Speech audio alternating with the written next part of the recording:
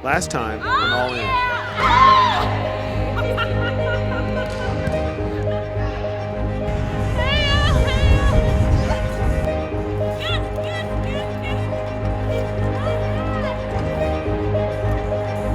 Man, it's an emotional interview.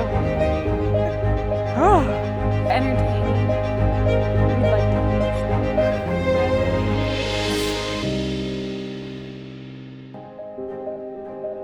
Back to Ingram. Ingram this time inside. A little bit inside and tight.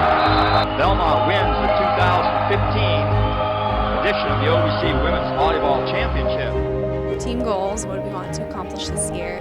Most winning team of Belmont history in the NCAA era. Host OVC championships. We've been working, preparing several years for this, so we're ready to take on the challenge. We want to go to the NCAAs, and this year we want to make history and go to the Sweet 16.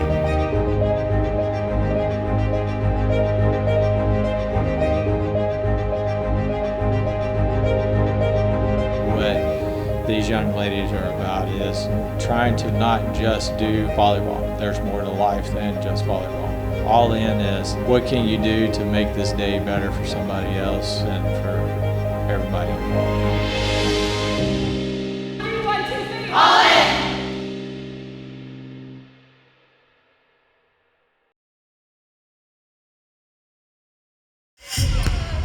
With a demanding OVC schedule ahead of them and pressure to repeat, what will we see from this Bruins squad this week?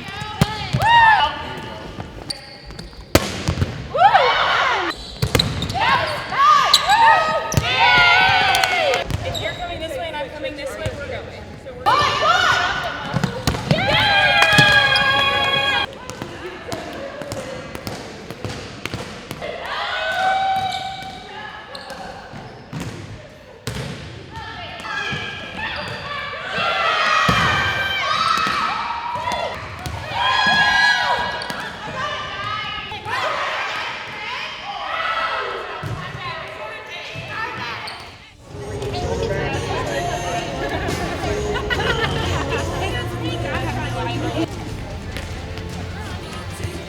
Coming back home after some lengthy stints on the road, the Bruins look to gain ground on a very important weekend. Team we've gone through, we said get to 8 first. That has to be our goal. That first 5 points has to be our goal. That first ball has to be our goal right now. Stop making errors. Let's work and pick up some energy out there. Right here. I do it for your team. BU on 3, 1, 2, 3, BU!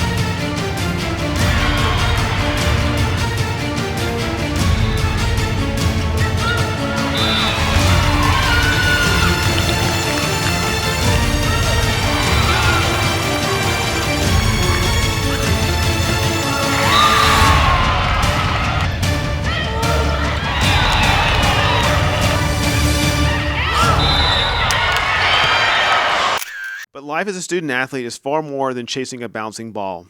And few know that better or epitomize the standard of excellence that Belmont has established than Jessica Vestal and Emma Price. Jessica, you have a special message for the folks back at home. I do. Hi, Mom. Hi, Dad. Hi, Pete. Hi, Jenny. I made it. I'm here. Year 5. What was that experience like to finally get that first degree out of the way? Oh, it was nice. It was definitely nice. And at first, like when I was told I was going to redshirt, I wasn't really sure if I wanted to draw out that process or if I wanted to finish on time. And I just decided might as well finish on time. You don't know what that 5th year is going to be like. And so at what point then did you decide you wanted to do law school after that? I've always had it in the back of my mind that I wanted to do law school. I just never saw myself doing law school and volleyball. Law school is one of those things because I'm so interested in a lot of things. It's applicable in so many areas, so it gives me that opportunity to kind of pursue different careers. And so what's a typical law school student day like? Ooh, well, you wake up about, I don't know, 3 or 4 hours before class to get some reading in, prepare your mind for all the cold calls you're going to get. And then basically any break that you have, you're just trying to get all the readings in for the next class. And with volleyball on top of that, there literally is no other time but to do homework in those little breaks. So. How do you manage the two? You know, kind of like Emma said, sometimes you don't really know if you're managing the two.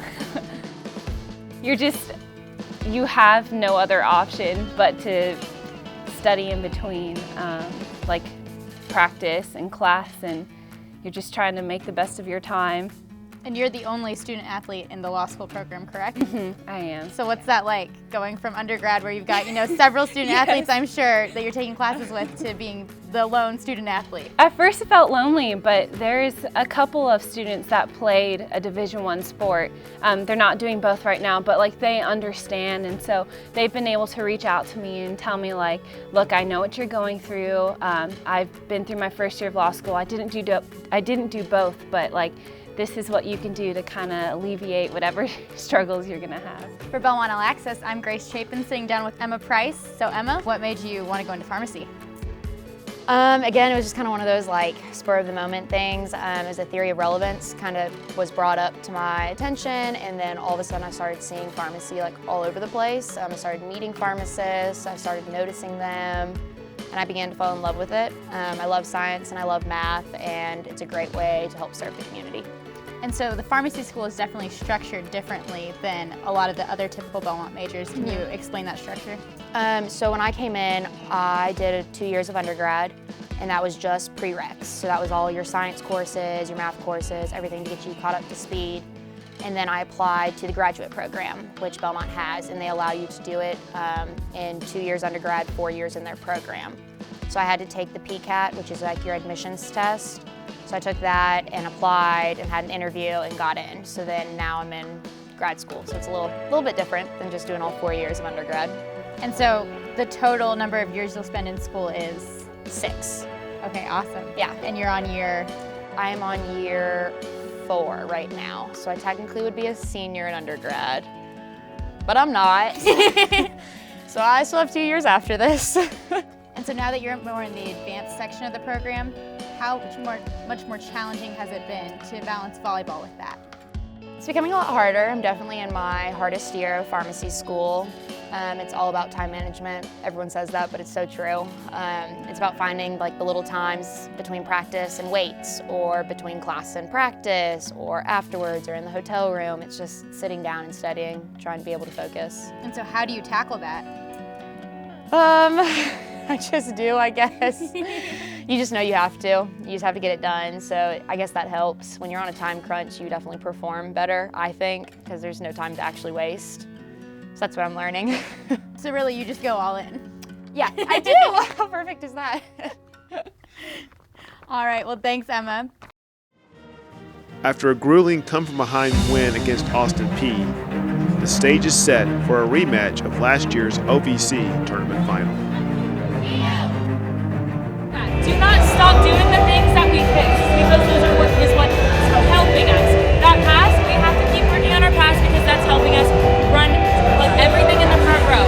So good job on that. Our serves, stay focused on those. Our serves have been good, they've been aggressive, and we've been taking them out of system. Yes. Those are the things we need to continue to do. As long as we keep pressing and working as hard as we can, we will win this game 1 point at a time. Let's make sure we're still focusing first to 5, first to 10, first to 15. All right, let's go. First ball. Come on. BU on 3. 1, 2, 3. BU.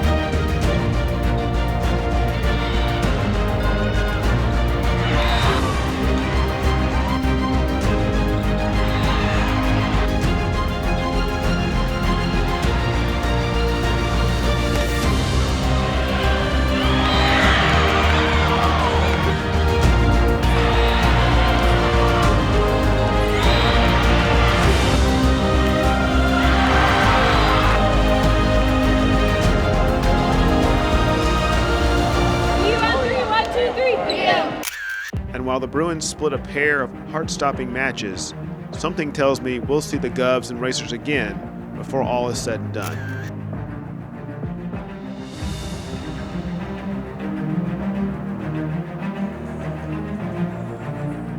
Less than 4 miles down the road, the Bruins face a familiar foe, Tennessee State.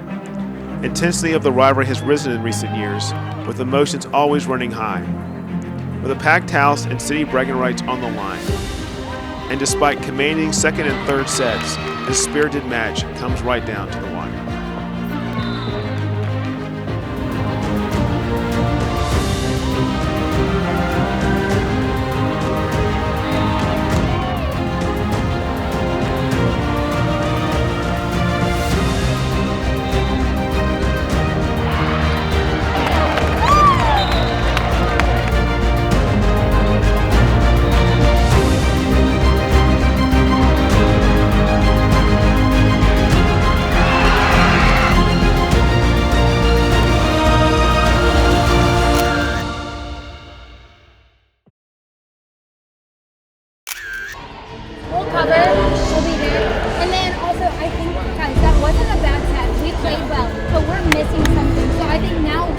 guys, we need to raise our standard for what is good for us. Raise what is good, go out there and meet that goal. We've met a goal by playing decent, but this is not a team we can win by playing decent against. We have to go out there and play at the highest standard that we know we can.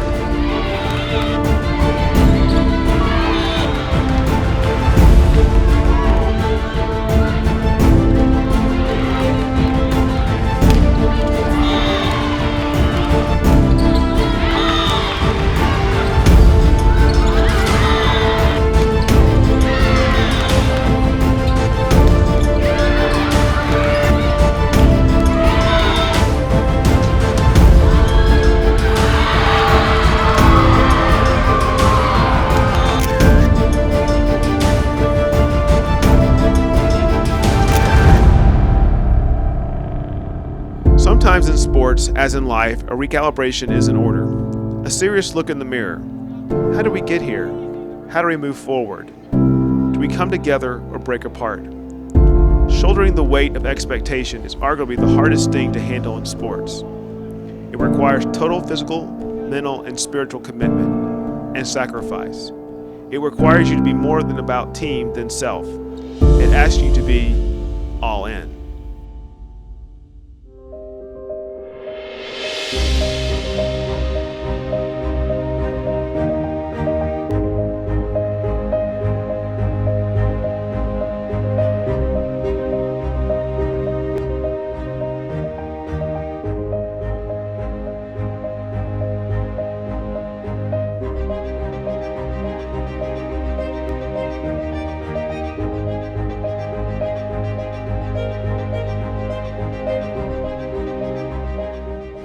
And on the next episode of All In,